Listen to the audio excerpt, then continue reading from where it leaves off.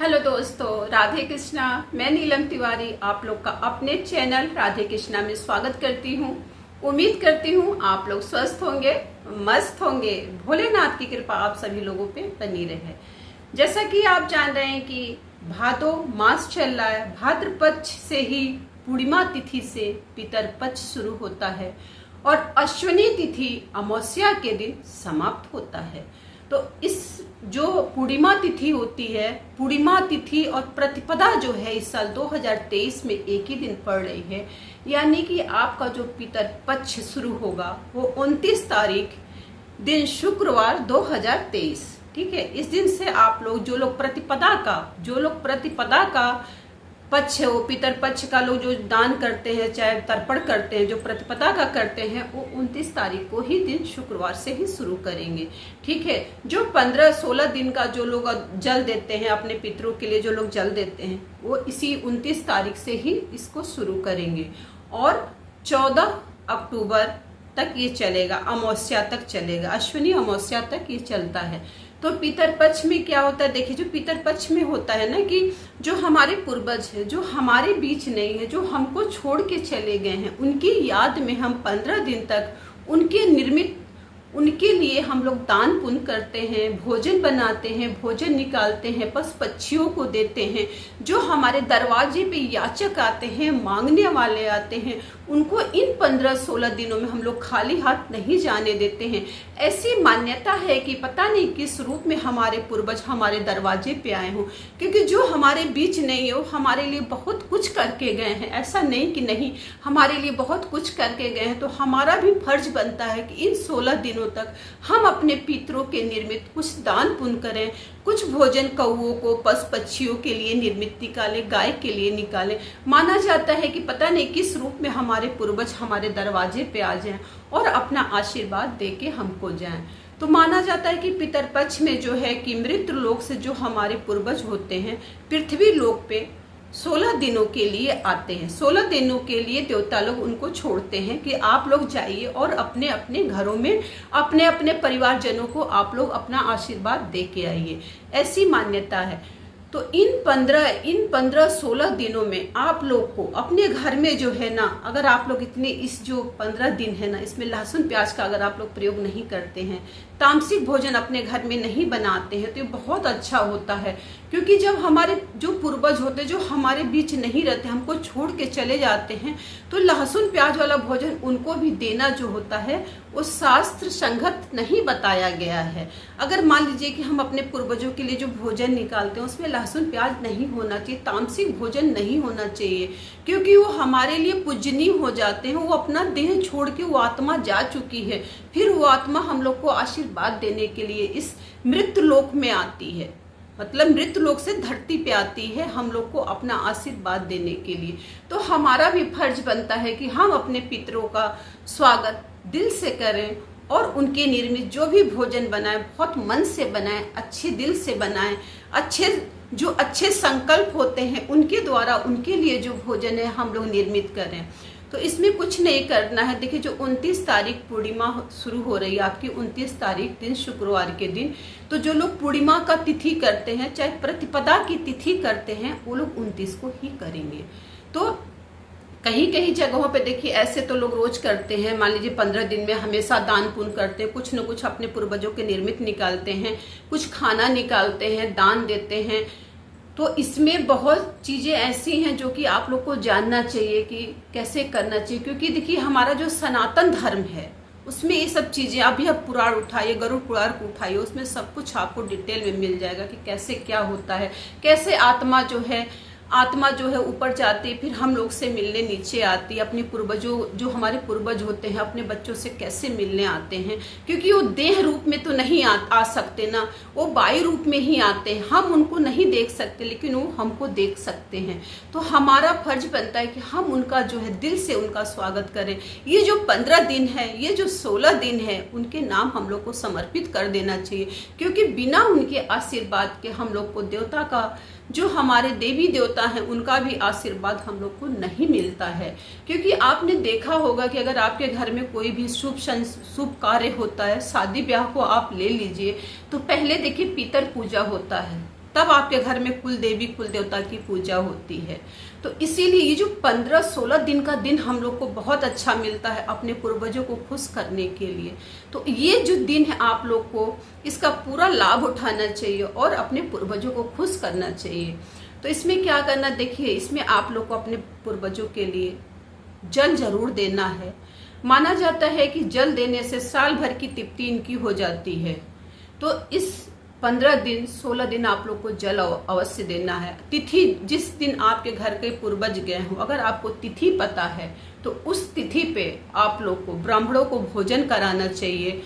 भोजन 4 ब्राह्मण करा सकते हैं, 3 ब्राह्मण करा सकते हैं, 2 ब्राह्मण करा सकते हैं, अगर न मिले तो 1 ब्राह्मण भी करा सकते हैं। अगर ब्राह्मण आपको नहीं मिलता तो आप अपने भांजे को चाहे भांजी को भी भोजन ग्रहण करा सकते हैं। तो कहा जाता है कि तिथि के हिसाब से करना चाहिए, मतलब जिस तिथि के हमारे पूर्वज गए हैं। अगर आपको तिथि नहीं पता है, अगर आपको तिथि नहीं पता है, जिनकी तिथि नहीं पता होती उनकी जो श्राद्ध तिथि होती है वो अमावस्या के दिन की जाती है। तो इन 15 दिनों में आप लोगों को अच्छे अच्छे अपने घर में भोजन बनाना चाहिए। भोजन में आपके घर में घी की खुशबू जरूर आना चाहिए। अगर मान लीजिए आप घी में भोजन नहीं बना सकते तो दाल ओल में घी का तड़का अवश्य लगा दीजिए, सब्जी में थोड़ा सा तड़का, मतलब घी की खुशबू आपके घर से आना चाहिए। ऐसा माना जाता है कि घी जो होता है पूर्वजों के लिए, पूर्वजों की तृप्ति के लिए बहुत ही अच्छा साधन बताया गया है। तो आपके घर में घी की खुशबू जरूर आना चाहिए, चाहे कुछ भी आप घी में थोड़ा बहुत बना लीजिए। और जो पितर लोग का भोजन होता है वो 10-11 बजे के बाद ही आप अपने किचन से निकालिए। आप खाना साफ सुथरा बनाइए। खाना बनाने के बाद आप क्या करिए, थोड़ा सा थाली में खाना लीजिए, कुत्तों के निर्मित निकाल दीजिए, गाय को निकाल दीजिए, कौवे के लिए निकाल दीजिए। बोला जाता है कि जो हमारे पितर होते हैं कौवे के रूप में भी आते हैं, तो कौवे के निर्मित भी आप खाना अपनी बालकनी में रख दीजिए। अगर आप अपार्टमेंट में रहती हैं तो बाहर निकाल के रख सकती हैं। इस तरह आपको 15 दिन रखना है। जो चींटियां होती हैं उनके जो जहाँ पे आपके घर में मान लीजिए चींटी अगल बगल देखती हैं तो चींटियों के लिए आटा में शक्कर मिला के रख दीजिए। पता नहीं हमारे पूर्वज चींटी के रूप में भी आ सकते हैं। सुबह आप उठती हैं तो सबसे पहले अगर आप दरवाजा अपने घर का खोलती हैं तो वहाँ पे थोड़ा सा जल का छिड़काव कर दीजिए। माना जाता है कि हमारे पूर्वज आके वहाँ पे बैठते हैं। वैसे तो जल का छिड़काव आपको हमेशा करना चाहिए, लेकिन इन 15 दिनों में जल का बहुत महत्व होता है। तो इस तरह आप लोग को जल का छिड़काव अवश्य कर देना चाहिए। पितरों के निर्मित खाना अवश्य बनाना चाहिए। आपके घर से कोई भी खाली हाथ इन 16 दिनों में नहीं जाना चाहिए। मान लीजिए कोई याचक आ गया, कोई भूखा आ गया, उसको थोड़ा बहुत भी दे के आप उसको संतुष्ट करके ही अपने दरवाजे से भेजिए। क्योंकि ये जो 16 दिन 15 दिन में पता नहीं किस रूप में आएंगे, पता नहीं चलता। और मान लीजिए कि कोई आया और हमने उसको हटा दिया, भगा दिया, क्रोध कर लिया, और मान लीजिए उसी में आपके पूर्वज हैं और उनका मान लीजिए क्रोध आपके ऊपर आ गया, क्रोधित हो गए आपके पूर्वज, तो आपका बनता बनाया कार्य जो है बिगड़ने लगता, आपके बच्चों की पढ़ाई में मन नहीं लगता। आप अगर पितर दोष लगा तो आपके घर में रोज कलह कुपुत होगी, आपके घर में धन का संचय नहीं हो सकता है, आपके घर में छोटी छोटी बातों के लेकर मन मुटाव होता रहेगा। इन सब चीजों से आप बचना चाहती हैं तो ये जो 15 दिन का दिन होता है, 16 दिन का दिन होता है, अपने पितरों के लिए समर्पित कर दीजिए। और फिर देखिए आपका जीवन कितना सुचारू रूप से चलता है। अगर आपके पितर प्रसन्न है ना तो देवी देवता तो तुरंत खुश हो जाते हैं। अगर आपके पितर नहीं पसंद है तो लाख आप यज्ञ कर लीजिए, लाख आप पूजा पाठ कर लीजिए, कोई पूजा पाठ आपका फलित नहीं होता है। तो इसीलिए पहले पितर को खुश करना चाहिए। मान लीजिए कि भाई जो हमारे होते हैं सर्विस वाले होते हैं, उनके पास इतना टाइम नहीं होता कि वो दर्पण कर पाए। मान लीजिए उनके घर में कोई नहीं है उनके पूर्वज, तो महिलाएं भी कर सकती हैं। ऐसा नहीं है कि कर्मकांड जो है वो महिलाएं नहीं करती हैं, महिलाएं भी कर सकती हैं। आपको कुछ नहीं करना, एक परात लेना है, परात में आपको जल लेना है। जल में आपको क्या डालना है, आपको काला तिल लेना है, चावल लेना है, जौ लेना है और कुशा लेना है। और आपको जल इसमें रख के एक ही बार जल रख के ऐसे ऐसे आपको दक्षिण मुखी होके अपने पितरों के निर्मित आपको जल को देना है। और उसमें एक अगर पुष्प मिल जाए तो बहुत अच्छी बात है। तो महिलाएं भी अपना सर पे आंचल रख के ऐसे अपने पूर्वज के निर्मित जल दे सकती हैं। क्योंकि देखिए ऐसा नहीं कि जब हम अपने पुरुष की अर्धांगिनी है तो आधा काम करने का अधिकार भगवान ने हमको भी दिया है। ऐसा नहीं कि पुरुष ही कर सकता है, स्त्री नहीं कर सकती। अगर मान लीजिए पुरुष भाई के पास टाइम नहीं है तो ये काम आप अपने पूर्वज के लिए कर सकती हैं। उसका भी लाभ आपको उतना ही मिलेगा जितना पुरुष करेगा उसको मिलेगा, ठीक है। अगर आपके घर में कोई महिला नहीं है तो महिलाएं जब नहीं होती हैं तो महिलाओं की श्राद्ध जो होती है 9वीं तिथि को होती है। मतलब जो 9वीं तिथि लगती है, 9वीं तिथि आपको 7 तारीख को है, 7 अक्टूबर को 9वीं तिथि है। तो 9वीं तिथि के दिन जो होता है महिलाओं की विदाई होती है। जो हमारे बीच में मान लीजिए हमारी सास नहीं है तो हम उनकी विदाई 9वीं तिथि के दिन करेंगे। इसी में आपकी जीवित पुत्री का व्रत भी आता है। अष्टमी को लोग व्रत रहते हैं, 9वीं को, इसीलिए 9वीं को विदाई की जाती है। तो जो औरतों का श्राद्ध होता है वो 9वीं तिथि तक चलता है। अगर आप अपनी सास को पानी देना चाहती हैं, सास के निर्मित आप तर्पण करना चाहती हैं तो 9वीं तिथि तक ही आपको करना है। 16 दिन तक आपको ये चीज़ नहीं करना है। और जिनकी सास नहीं है उनको थोड़ा सा जो अपना श्रृंगार है ये 8 दिन तक आप लोग को नहीं करना है। 8 दिन का मतलब कि आपको पूर्णिमा को आप अपना 1 दिन पहले आप अपना केस धो लीजिए, सिंदूर लगा लीजिए, अच्छे से सिंदूर लगा लीजिए ताकि वो 7 दिन तक चल सके।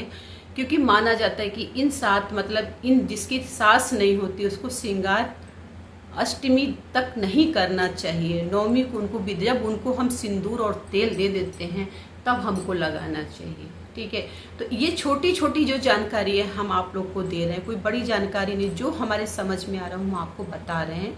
जो बताया गया जो हम लोग करते हैं और करना भी चाहिए।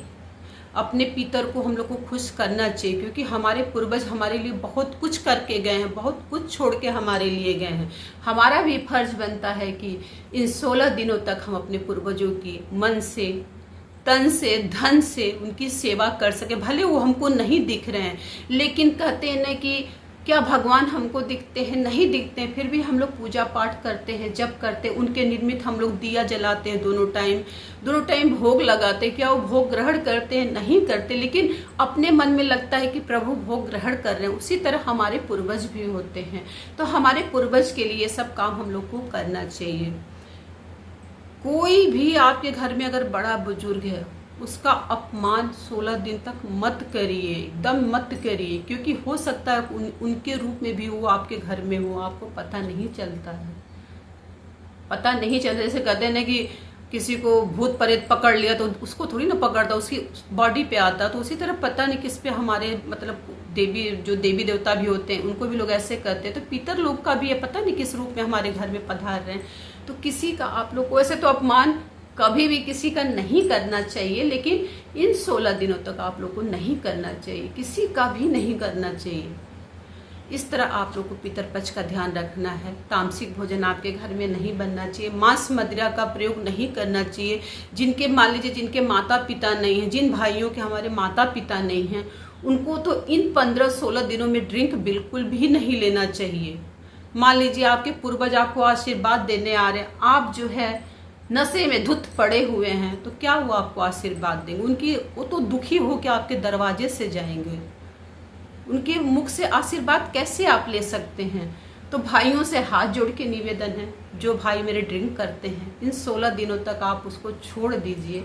अपने पूर्वजों के लिए छोड़ दीजिए, जिन्होंने आपके लिए बहुत कुछ किया है। उनके निर्मित ये 16 दिन अपना समर्पित कर दीजिए और फिर देखिए आपका जीवन कितना अच्छे से जाता है। आपका जो पितर दोष है वो भी खत्म होगा, क्योंकि लोग कहते हैं ना कि ये यज्ञ करवा दो तो पितर दोष खत्म हो जाएगा, ये चीज़ पहन लो, ये मोती पहन लो, वो इससे कुछ नहीं होता है। ये जो चीज़ होगा ये 16 दिन में ही आपका होगा। 16 दिन में आप चाहिए तो अपने पितर को खुश कर लीजिए, चाहे तो नाराज कर लीजिए। क्योंकि जब पितर दोष लगेगा ना तो बड़ा बड़ा जो है यज्ञ पूजा पाठ सब निष्फलित हो जाता है। तो इन 15 दिनों तक आप अपने पितरों को खुश करिए, उनके निर्मित जल दीजिए, तर्पण कीजिए, पिंडदान कीजिए। कहा जाता है कि जिनके माता पिता पूर्वज नहीं उनको गया भी जाना चाहिए, गया में जाके पिंडदान अवश्य करना चाहिए। तो ये छोटी छोटी जानकारियाँ जो थी हमने आपको बता दी। अगर मेरी वीडियो आपको अच्छी लगे तो प्लीज़ मेरे चैनल को सब्सक्राइब कर दीजिएगा, बेल आइकन को प्रेस कीजिएगा ताकि इसी तरह की वीडियो आप लोग को मिल सके। मैं अपनी वाणी को यहीं पे विराम देती हूँ। धन्यवाद जी।